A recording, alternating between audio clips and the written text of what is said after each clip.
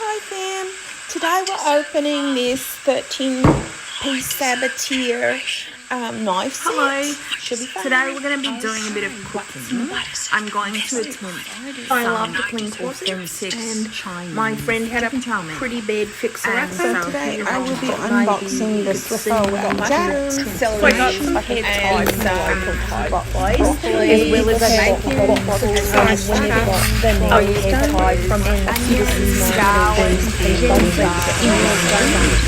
some gloves, and you put them on.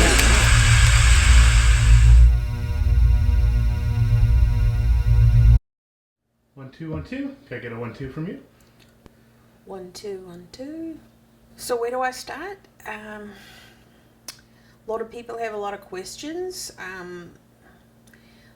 They think that I might be Asian or maybe from the Philippines or Laos. I found out that I was English and that my great-grandfather spent some time in the penal colonies, and for me, growing up so different, as soon as I found out, I absolutely connected and my voice naturally started to change.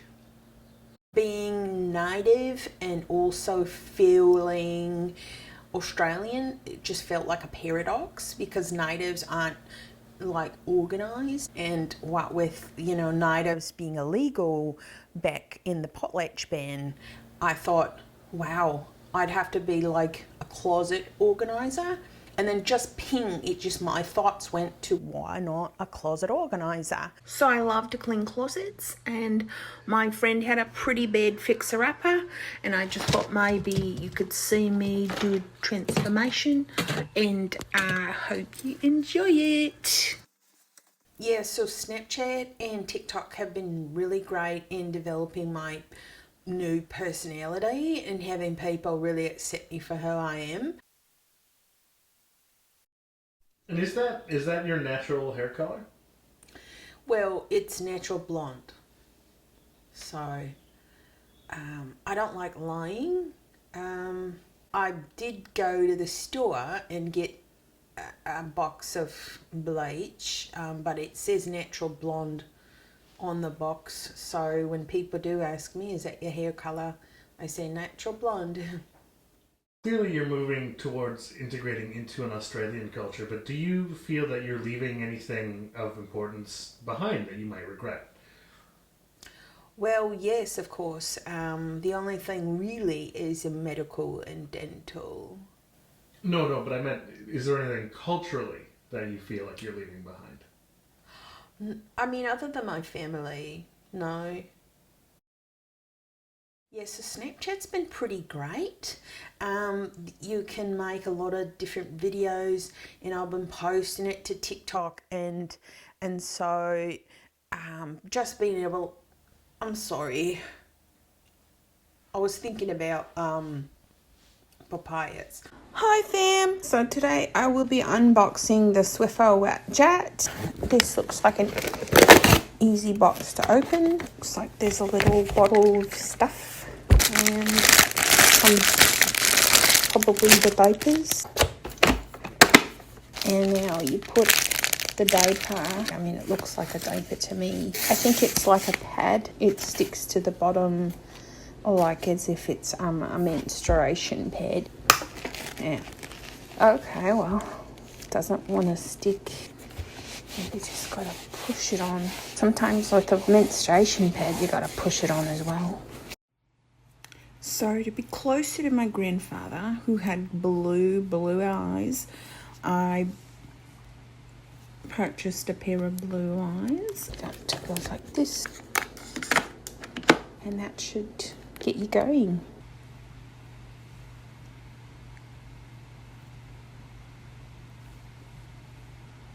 My floors are already quite clean. So yeah, I was right. You just press the diaper. Okay, give it a bit more.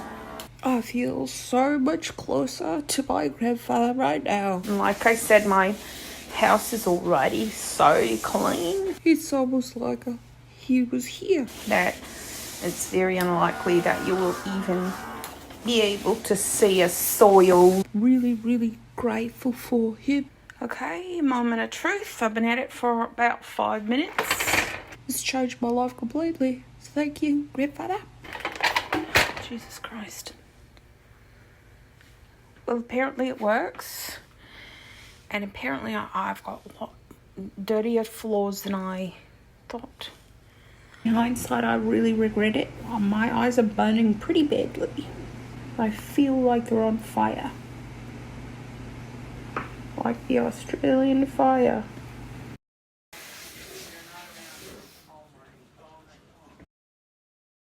Do you feel, has anyone approached you saying that what you're doing is damaging or dangerous to a sense of cultural authenticity?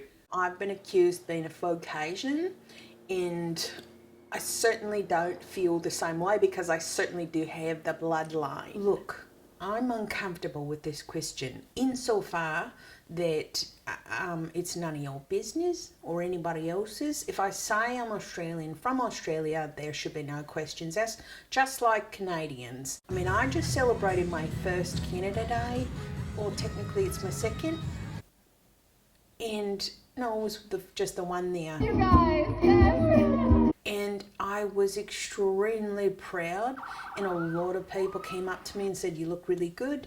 And I had a lot of flags all over me, even on my cheek as a tattoo. And if anybody asks me, why do you have a native face but an Australian accent? I'll say, none of your business. So you've never been to Australia yourself?